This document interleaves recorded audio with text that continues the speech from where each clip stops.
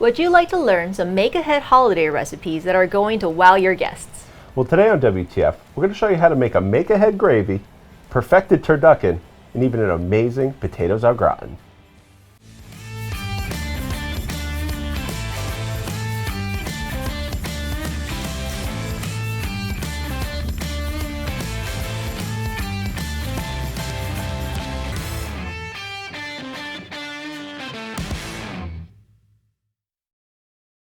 Hello and welcome to WTF, where we transform food here in the Modernist Pantry Test Kitchen. I'm Chef Scott Guerin.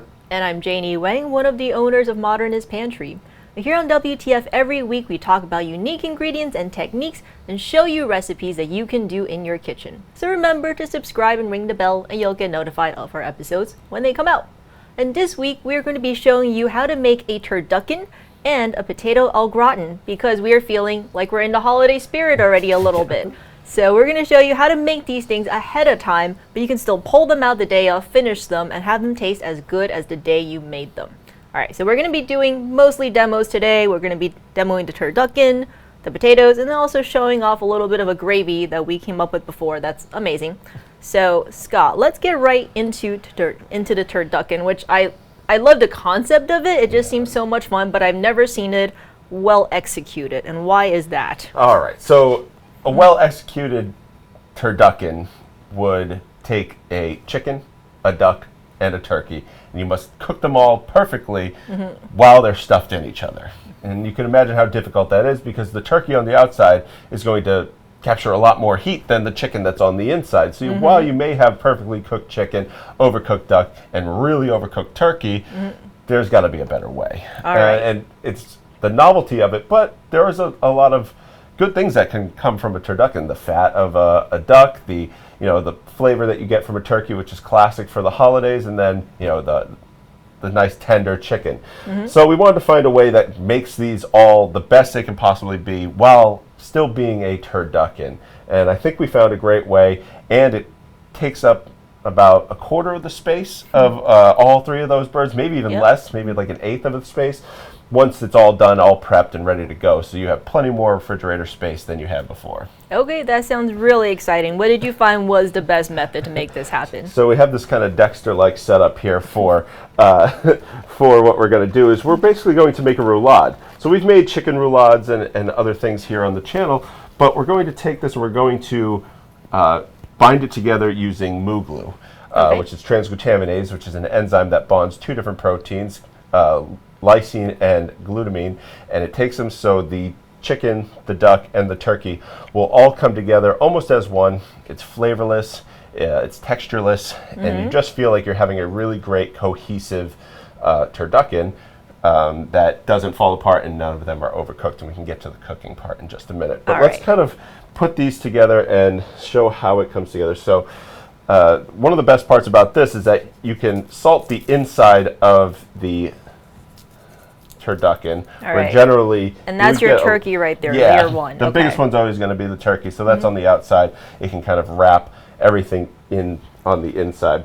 And we have a duck breast. Generally, the duck breast is actually smaller than a chicken breast, depending on the chicken that you get or the duck that you get. But it's totally fine. It should still go in the middle. That way, you have kind of a gradient of white meat to a darker meat like the duck, and then a lighter meat like the chicken as well. And we just butterfly these out. We don't want them to be too thick.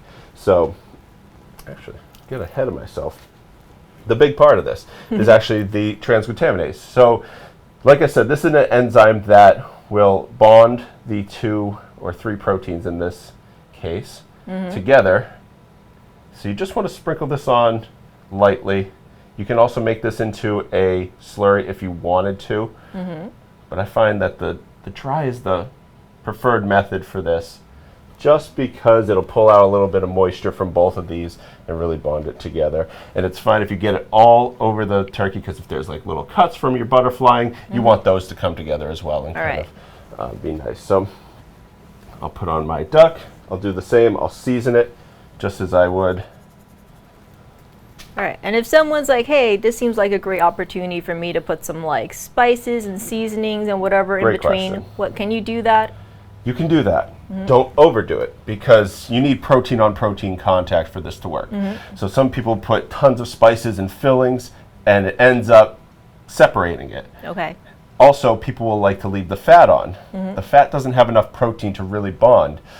So if you were to leave the duck fat on thinking, oh, I'm going to get all that duck fat directly inside of this, doing that, you're going to just have a big separation in there. We have a way to get the duck fat into that, and we'll show you that in the searing process, where we actually, render off all the duck fat, and we can actually baste in the duck fat, so you get the turkey fat, duck fat, and chicken fat all in that as well. If you wanted to, you can lay down a sheet of the turkey skin, but we found that one turkey wasn't enough to cover the entire thing, so we did it like this, and we put all the fats together and got a really nice kind of basting fat for this. So I have my salt and transglutaminase, and the transglutaminase we're using, I'm not sure if I said RM, which is kind of like the base transglutaminase.